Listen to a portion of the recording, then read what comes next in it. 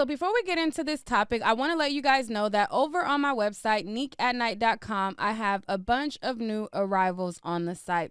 I even have a section where you can get up to 50% off on items. And if you browse through my website, you can see that I have a variety of items that you can choose from that you will enjoy at a cute coin. In addition, I have the featured item, which is the bucket hat. You can find items like this LA bucket hat on my website. I get so many compliments whenever I wear a bucket hat, and I have so many different varieties of bucket hats on my website. This is my LA bucket hat in tan. So be sure to check out my website, neekatnight.com, for this highly requested item, along with several other bucket hat styles, accessories, and adult goodies. Now, let's get into the topic. And tonight we're going to be talking about this story that I posted to my Instagram that sparked a debate in the comment section. Now, a Milwaukee man went into a police precinct after finding out that his friend became unalive while in their custody. The man went to go ask questions. He didn't really like what he heard. And then he went pew, pew, pew, pew, pew, pew up in the police station. Now, as I stated, there was a lot of people who had mixed feelings about this. And I'm going to tell that to you after I read to you guys what the rundown word for word was. So according to the news reporting, it says a Milwaukee man was filmed firing up a police precinct 3 days after his friend was unalive while in their custody after taking narcotics during a traffic stop. So basically, they stopped him. He took the stuff, to, I guess, avoid that charge as well. And he took what he had. And it caused him to, I guess, get sick. But let me continue. It says, Milwaukee police released the footage on Friday, which shows Darion Parker Bell, 23, go pew, pew, pew up in the District 5 station lobby on February 25th. He did so 3 days after his friend Keyshawn Thomas, who was 20, was unalived while in their custody. Thomas is said to have stopped breathing while alone in his cell after ingesting an unidentified white substance during a traffic stop that got him arrested. Parker Bell had reportedly reached a breaking point following his friend's situation. His girlfriend later told that to the Milwaukee Journal. So it then says Thomas died on February 23rd in the cell at the same police station after spending roughly 16 hours in custody following a traffic stop where it is believed he ingested the substance. Okay, so it says police say that Thomas refused to go to the hospital, so he was placed in a holding cell by himself where he was later found unresponsive. 3 days later, Parker Bell walked into the station and asked the officer about his friend's situation. How is it that he was alone in the cell? How is it that y'all are saying that he refused to go get treatment? Blah, blah, blah, blah, blah. And to that, he became angry after he was told that the information could not be shared because it formed part of an ongoing investigation.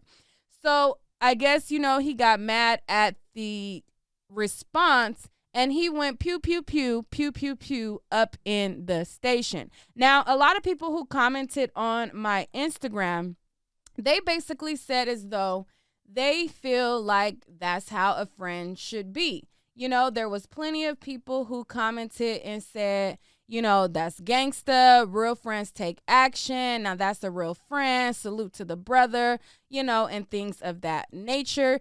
This was, I want to say, 80% of the comments. Then you had about 10% of the comments who felt as though he gave up his life for no reason, and they said that they wish he would have seriously thought about this. So there was about 10% of the comments saying that he should have had coping skills, he shouldn't have got angry, he should have handled it in another way. And then you had another 10% of the comments stating the following, how they felt like it didn't add up.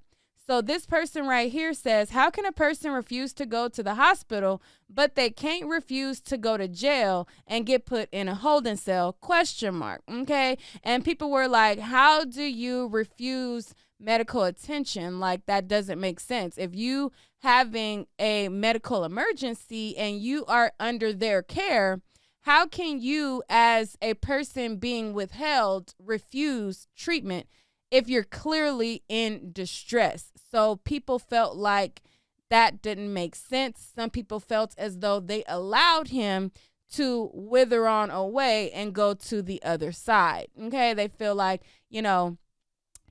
why y'all, like, they felt like they let it happen. Okay, and then there were people who felt like it was the responsibility of the person who took the narcotics. Then you had a person say, hold on, let me find that comment. I meant to screenshot it.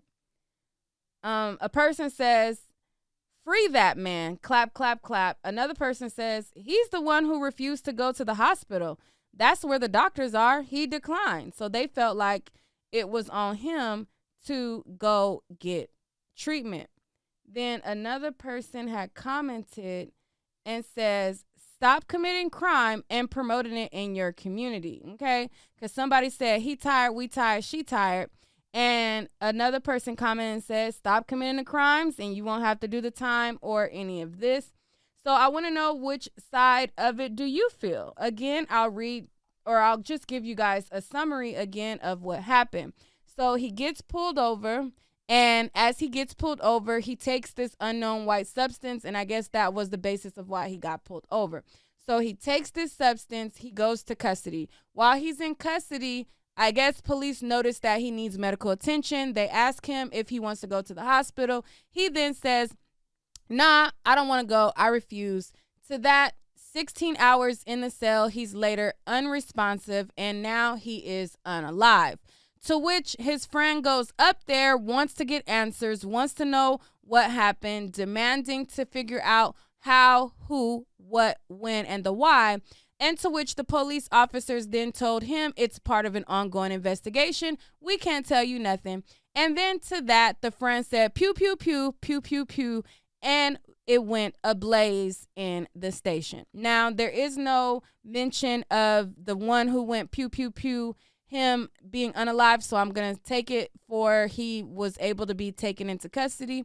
But I want to know what you guys think about it. Who's responsible here? Is the guy who decided to take the unknown substance responsible?